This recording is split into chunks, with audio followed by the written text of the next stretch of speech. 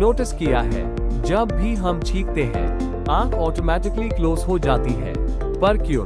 ये एक्चुअली हमारे बॉडी का एक रिफ्लेक्स एक्शन है जिसे बोलते हैं स्नीजिंग रिफ्लेक्स। जब हम छींकते हैं हमारी मुंह और नाक से हवा बहुत स्पीड से बाहर निकलती है, लगभग 150 किलोमीटर पर आवर तक। इस वक्त ब्रेन सिग्नल भेजता है कि आई क्लोज कर लो, ताकि आंखों को डस्ट, जर्म्स या प्रेशर से बचाया जा सके। एक मिथ है कि अगर स्नीजिंग टाइम आंख खुली रही तो आंख बाहर आ जाएगी। रिलैक्स, ऐसा कभी नहीं होता।